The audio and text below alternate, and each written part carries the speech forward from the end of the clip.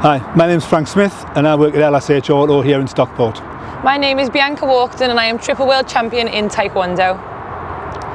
Hi Bianca, thanks for test driving the EQA. We just thought we'd have a bit of a chat about it and what you thought and give you an honest opinion really.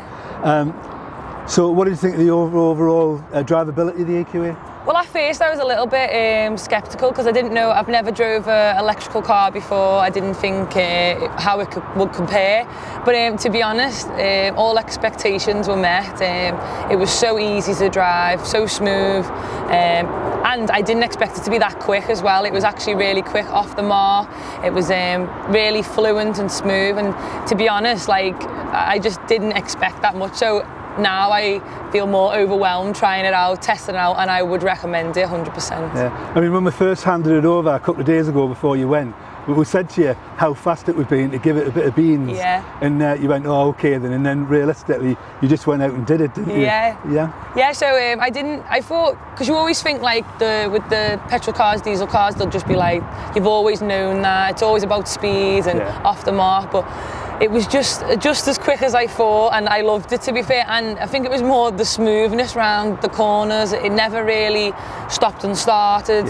Obviously it is automatic as well, which helps. But yeah, it was amazing. I loved it. Yeah. A lot of people are going to be watching this thinking, oh, electric cars, I'm going to have some range anxiety about, you know, if I've got 199 miles, I'm going to be able to do.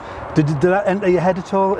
No, not one bit at all. I think, like we said previously before as well, you can, with that app that there is as well, the Mercedes Me app, planning your route and showing where all the charging stations was so easy.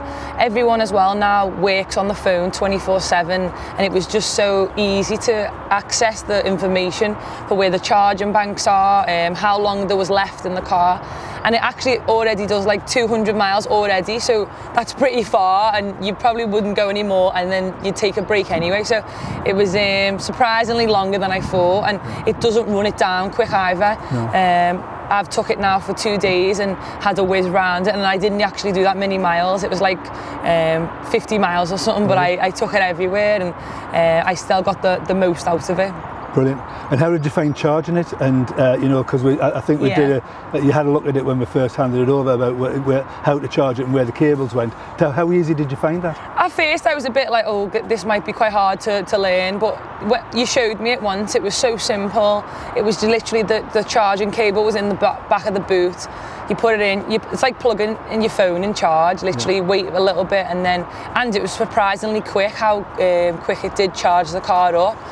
So it was so simple.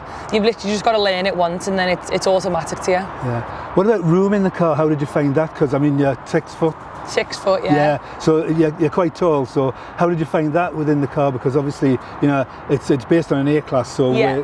No, it was really roomy. There's loads of space. It's quite a big car anyway. It's like a big, like a hatchback, really, isn't it?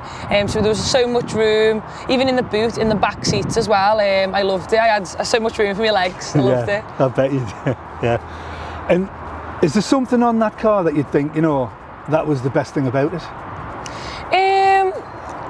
The one thing I did like was when I pressed the button, I couldn't hear nothing. To be fair, sometimes I had to double check if it was on or not to see if it was go.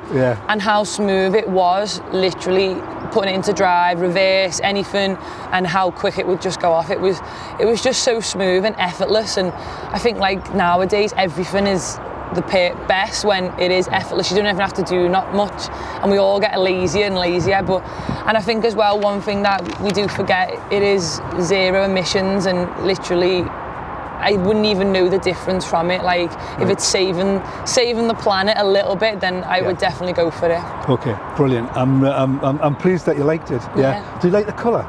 I did actually. It was like a nice matte, instead of like a bit shiny all the time. It was just something different and a little bit more prestige. Oh, brilliant. Okay. So realistically, you know, with your assessment, you obviously like the vehicle. And I hope you're being as honest as you can be. Okay. You would have no problem about owning a fully electric vehicle? No, you know, no, 100% would definitely change to it. it was just so much more simple, so easy. And even little things, I know it sounds silly, but when you go to the petrol station, you all the petrol's on your fingers and it stinks and all of that, and you don't have to worry about no carbon or not, and honestly it was perfect, and you couldn't even tell the difference. I'd definitely change. Brilliant. Well look, thank you very much indeed. It's been a pleasure meeting you again. Thank you. Thank you for test driving the EQA. Thank you for letting me test drive it. It was a ball. I loved it. No problem. Thank you. Thank you.